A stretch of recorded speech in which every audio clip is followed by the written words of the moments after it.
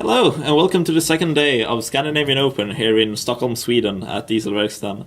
I am Jon Westberg, and I'm joined by Victor Lindgren. We are going to be the commentators of the final game of the limited portion of Scandinavian Open that was played out yesterday. But today we kept the finals to make for an exciting start of this day. So, Victor, can you tell us a little about the people that are playing in the finals and their decks? Well, I don't have the name of the other person. I have to get my... I'm pretty sure it's Anders Gotfredsen. Oh, yeah, the Dane. The Danish. He came from Denmark to play here. He's going to play standard later today for free. Seems like he got rewarded for getting here. And as we can see, they have already started because we're a little bit late with the broadcast. We can see Anders already playing a shifted scale and starting early aggression against Marcus, while Marcus is without a 2-drop, but we will see if it has anything on free. Yeah, Marcus is on a mulligan, it seems like. Okay. They're both playing really aggressive decks, and a Swine hits the field. Yeah, Goreswine, the 4-1 against the Chief of the... And this is going to be Chief of the Edge and Mardu Hateblade. And here we see a huge bomb in this format, like probably one of the biggest bombs in the entire format. If you can protect it, or at least have something on the board, it's great. And even if you don't, you can get a 2/2 flyer. Yeah, Sorin has, in my opinion, been one of the most frustrating cards to play against, just because the life swings you get from Sorin, like from time to time, are so incredibly unbeatable. But at the moment, we see Anders play Sorin just to produce a 2/2 flyer, which is great because if he sits on the board for like 2 or 3 turns, Marcus will have huge trouble getting back into this game. Sorin never you never get bad value out of Sorin. You always 1 for 1. They have to remove your guy and attack if you want to kill it, or in construct a Hero's Downfall. Yeah, it's one of those few cards that it's so good. Exactly. So one thing we see though is that Marcus Angelin is sitting on a ride down that is able to not only take out Anders' creature, but also killing the Sorin. So that is a huge ride down, and absolutely something he needed to get back into this, even though the game has almost not even started. Yeah, that ride was a huge pickup when he did in draft. It's one of his only few cards that can actually punch through big blockers. He doesn't have a brush of boulders, and he doesn't have a single heel cutter. Yeah, but we see Anders just keeps playing bombs. Here we see a Palace Siege, which is the Black Siege, and it's set on dragons. It's cons and dragons, right? Yeah, pretty sure. So I think the bottom one is the drain. Yeah, okay. If I'm not mistaken. So I think he's gonna drain his opponent. Yeah, which is fine in this case, I think.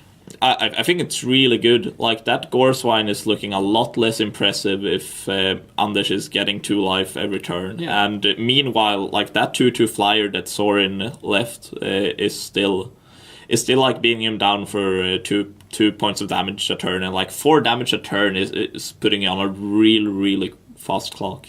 Yeah, and the Palace Siege currently negates his flyer, so he's in a great position currently. Yeah. Now we see him playing Anuk Bondkin and a Kinfree Warden. You're just stalling the board. He can't attack with a Vampire anymore because of the Alabaster Kieran. But he's totally fine with just sitting here because of the Palace Siege in play. We see Marcus already at 12 life. Like, that is just 6 turns. And he will be dead. An Absent Rune Mark? Yeah. I believe. Yeah, that seems to be an Absent Rune Mark, which... makes his Alabaster Kieran into a real threat, into 4/5.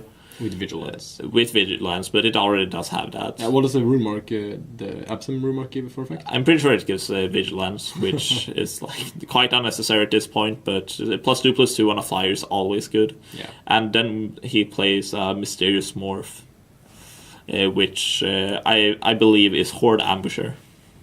Yeah, I think it's his... He only has 2 morphs. He has the Phoenix and the Ambusher, which is his only heel cutter effect. Okay, yeah.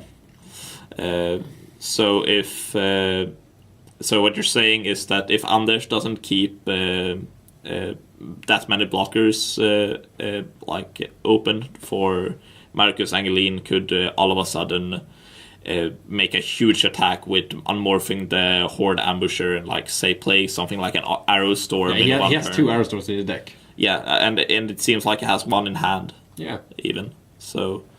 I would say, even though it's looking quite grim for Marcus, I don't. It's certainly not over.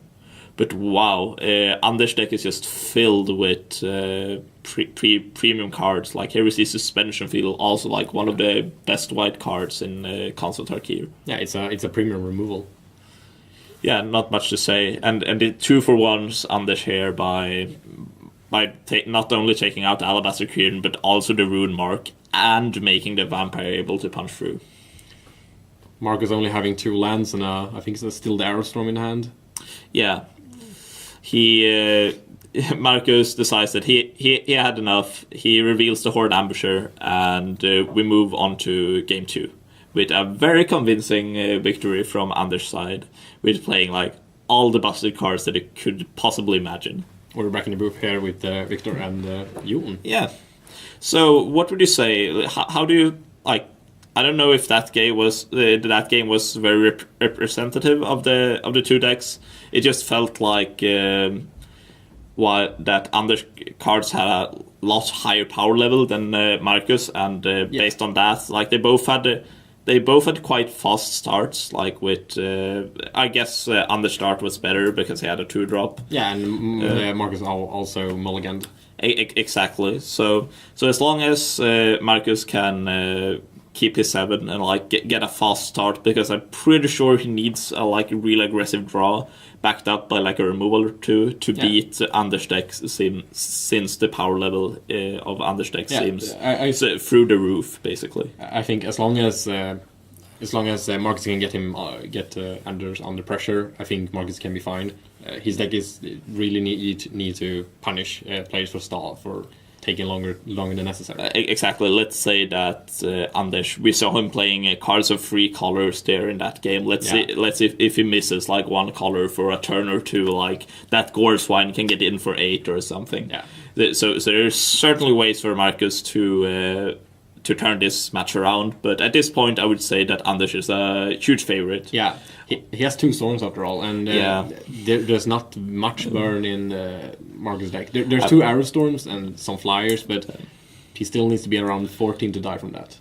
Yeah, exactly. Like it just feels like one of those games like where it could be an interesting matchup if like the other deck didn't have like like 2 mythic two of the like possibly the best planeswalker in the set, and like other like multiple good rares and removals. Like it just feels that Anders' deck is so insane. Like it's among the best decks I've seen in this format, I think. Yeah, and I think Anders is actually the person that got passed in the second pack from Marcus. Which is the Sorin that Marcus opened last night when we watched the draft. Marcus opened one of the Sorins that Anders now got in his deck. And then got past a Sargo Helm Smasher. So, and then, which, I don't know if Anders picked it up, but... sounds like a realistic draft, I'd say. It looks open. But to be fair, if there's a deck that can beat like this Buster deck that Anders has, I'd say it's Marcus' deck, because it seems to be like of the aggressive nature. Yeah, I mean, exactly.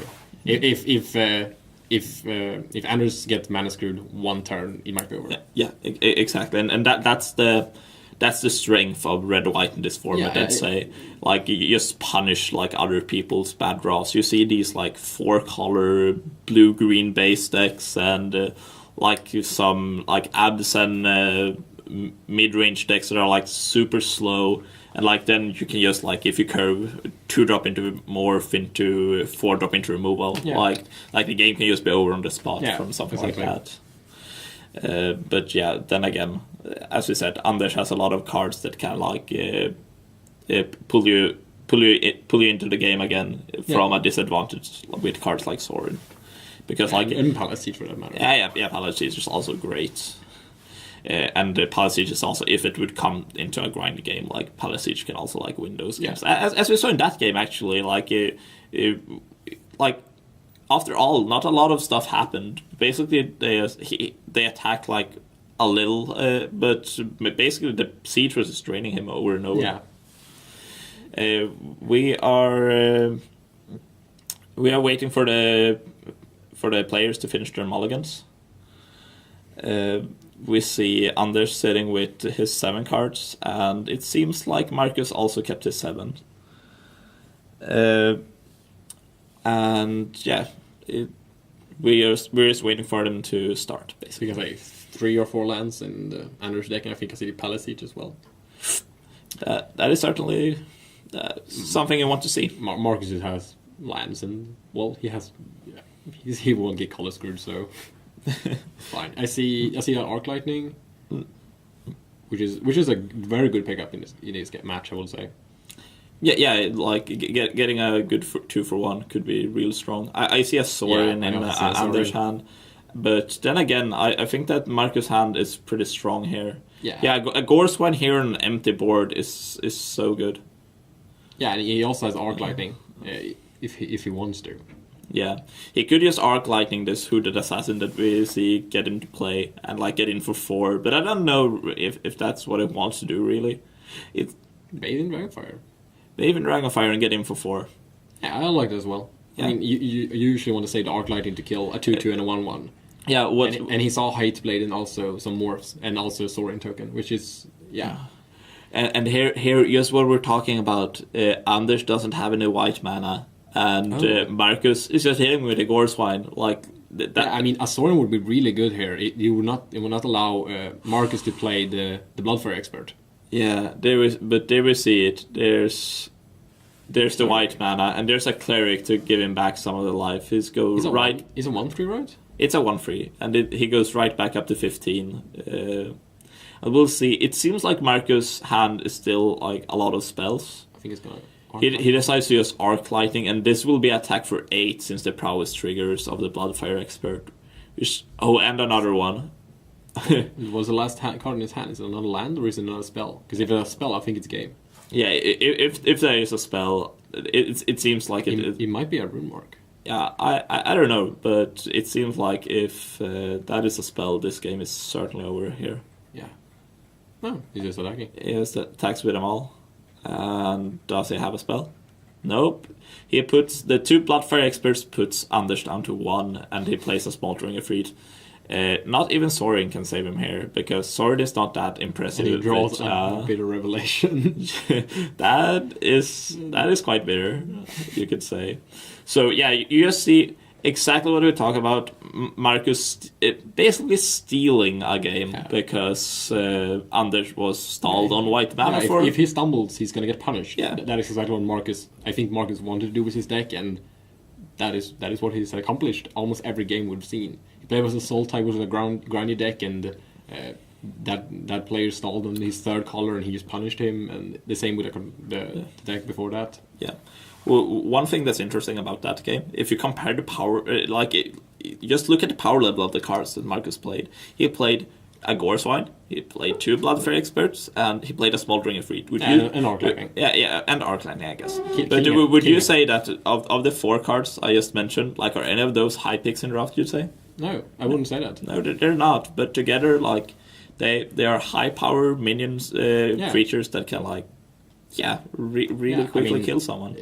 It really shows how good commons and uncommons can be in a good draft deck if you build a good curve and utilize all it. Exactly. I would not say it's like the cards, but rather like he sculpted a great game plan. Yeah. And like while the power level is not that high, he does have some good stuff. He misses some cards able to make him able to alpha strike, but he still managed. I mean, he has Ride Down, he has Arc Lightning, Arrow Storms. And let's say I think that just a card like since he has so many Gorswines and Bloodfire Experts, I don't know if he has any or plays them, but like something like Barrage of Boulders, which is like a common 15th pick, is like he was looking for it for the 2 packs, and he said when we talked to him that he would first pick it in pack 3 if he'd find it, but he didn't. Yeah, I can imagine.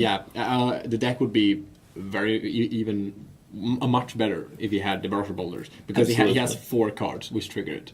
Yeah, Bloodfire Experts as well. Exactly. Well, he also have a Prowler, but yeah.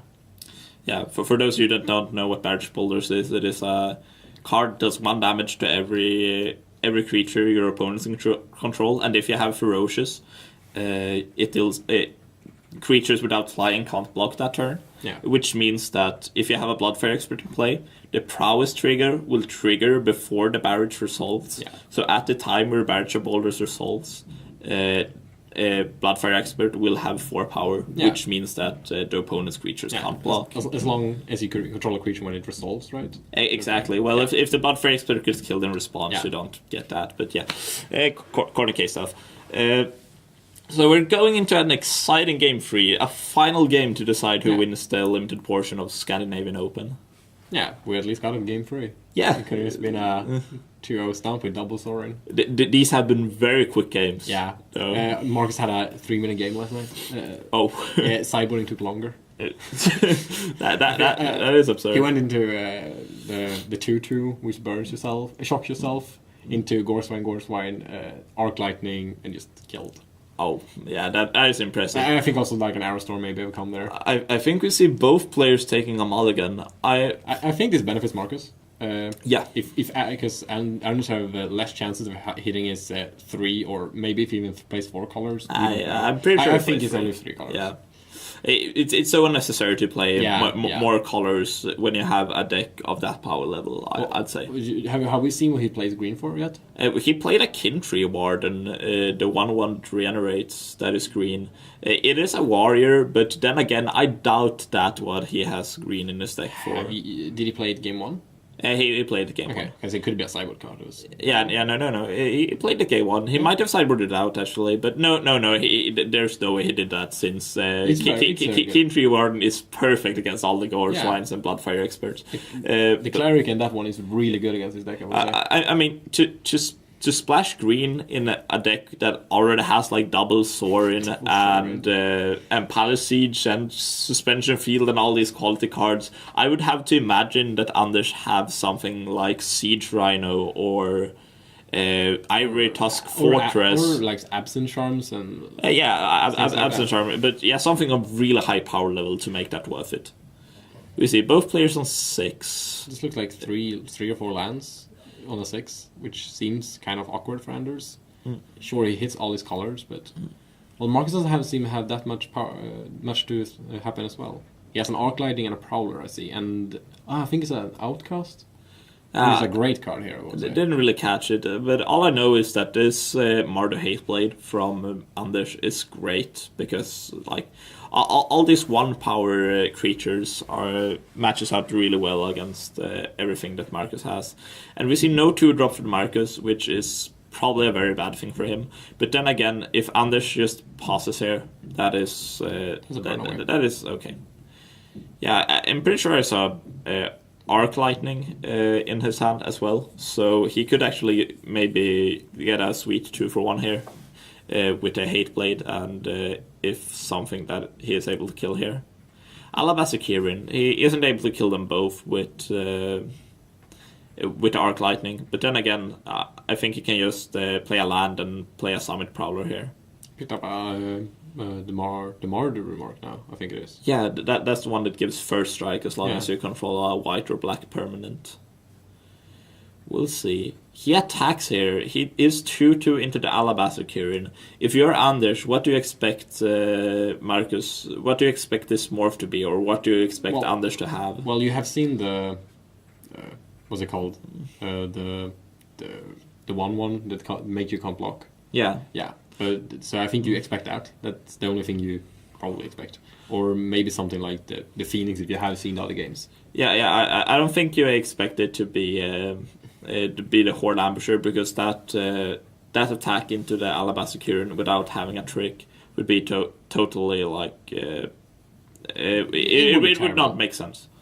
We see him playing a Summit Prowler, but it instantly gets killed by the common black removal spell from Fatal Forge. Reach into Shadows, I think it's called. Yeah, something along those lines. Or onto Shadows, I don't know. I see a land. I think I only see 2 lands. I think Anders might be out of gas, and that is not a good sign for him. Definitely not, especially not when Marcus is sitting on both Arc Lightning and Burn Away. He's gonna tap 4 mana? What is that? Sorin. That is a good card to play for 4 mana. He pluses it. Oh, that is interesting. I'm pretty sure he can kill with the Arc Lightning. There are so many stuff. Oh, he can't. There's so much stuff that Marcus could have that deals the 2 damage to Sorin. Like literally, like a lot of cards in Marcus deck deals 2 damage. So actually, this is not a sign that he wants to give the Mardu Hateblade lifelink, but rather he wants Sorin at 5 loyalty. Yeah. And you see that being well fit here, since Sorin actually survived that attack from him tossing it. And he has to kill Sorin right now. I believe at least. At least an attempt to kill Sorin, but he has an utter end in his deck. I can't believe how good Anders' deck is. This is ridiculous, and Marcus is really getting away with a huge win here if he managed to pull this game through, which at the moment it certainly looks like he will be able to. I think that was a creature. I think that is a Rotting Mastodon. Oh, that is a really good blocker. Yeah, and you know what? We saw Marcus use his ride down earlier. Marcus has, I think he has the morph. The Horde Ambusher, or like even if that's an Ash Cloud Phoenix, he could just unmorph that and kill. No, he doesn't have. He needs the 6th land for that. Yeah, there we go. Here's the Horde Ambusher, makes Rotting Master unable to block, and here we see the kill on Sorin. And also 2 damage in the process, because Sorin might still as well. did a lot. And one of the premium commons from Fate Reforged, the Sandstep Outcast with his Spirit Friend. I might even say it's the best common, maybe. That is certainly a valid opinion. It is great, though. It is a really great card. Especially in that deck as Marcus. And wow, here's the Palace Siege. Cons? Set on Cons, which is, correct me if I'm wrong, you return a creature from your graveyard to your hand at every upkeep. Yeah, I think it's a creature. It might be permanent, but I'm pretty sure it's just a creature. Oh, but you know what?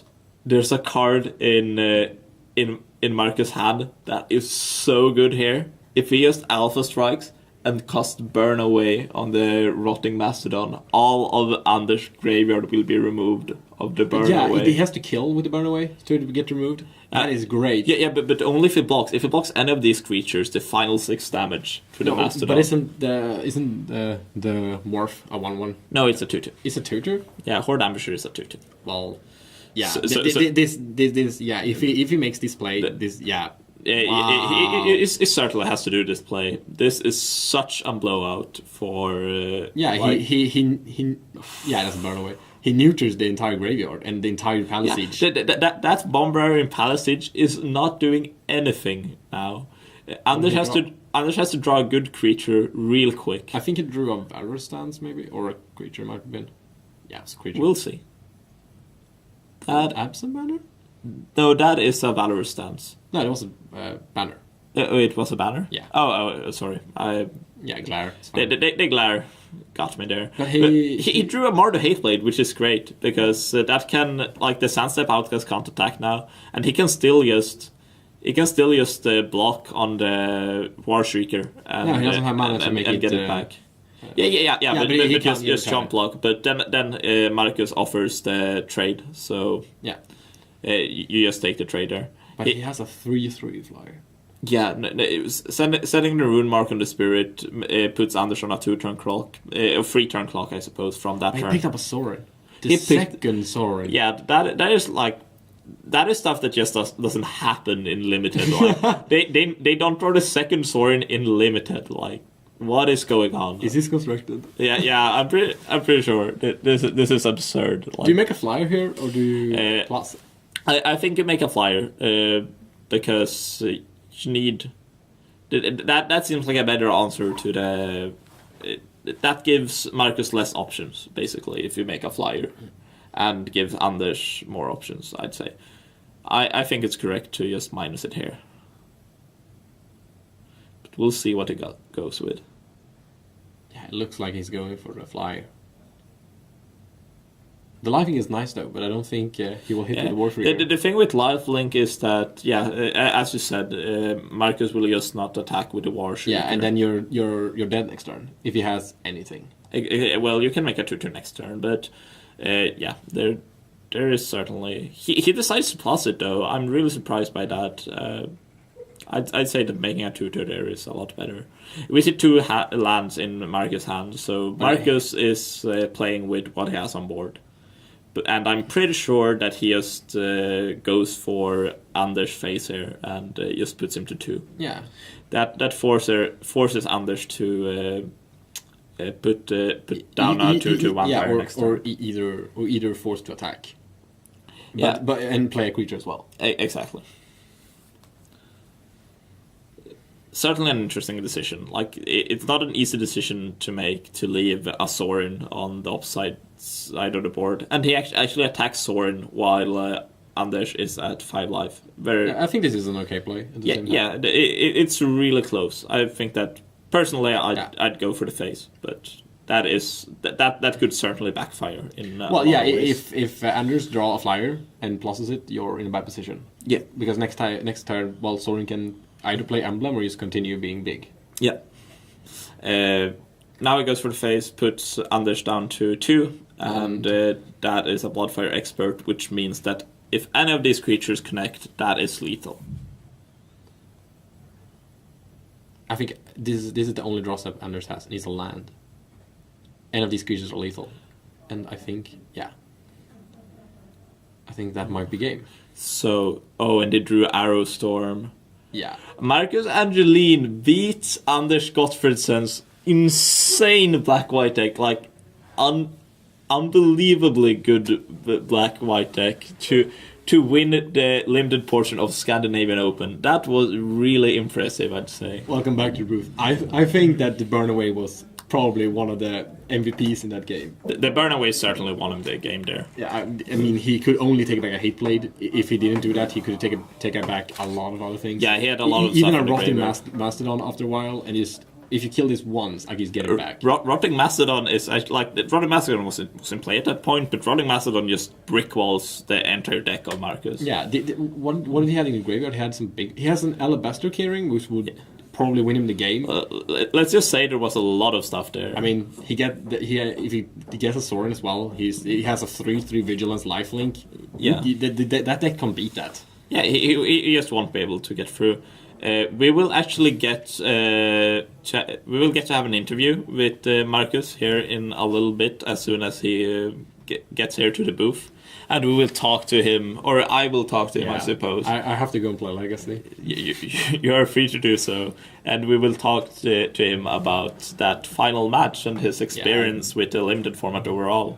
I think because of the new draw, if you have the high seed in the match, you draw, and I think he might in the top 8. Yeah, in top 8, and he might have thought that when he built the deck, because if he starts, he has a big advantage. So we will get Marcus in here, because Legacy is about to start quite soon. So, but we will. I think first we'll take a short break and get some water. What do you say? I don't know. We'll try to see how soon we can get Marcus in here and have an interview. Yeah, because that would be really fun to get to do that before we. They seem to be discussing decks, which I'll see if I can send someone out to get Marcus so he gets over here as quick as possible. I mean, really, Marcus is showing that if you have a good curve and you have. Well, yeah. If you play only 2 colors, or maybe even 1 color, if you have a good curve, you can win. Over these absurd 4 rares, double mythic and 2 rares. I mean, he had absurd good removal and 2 Sorins, which will be almost a free roll if he got some creatures out. But Marcus is putting up the pressure. So sometimes a solid enough game plan certainly beats a much higher powered deck. Well, we are going to take a short break.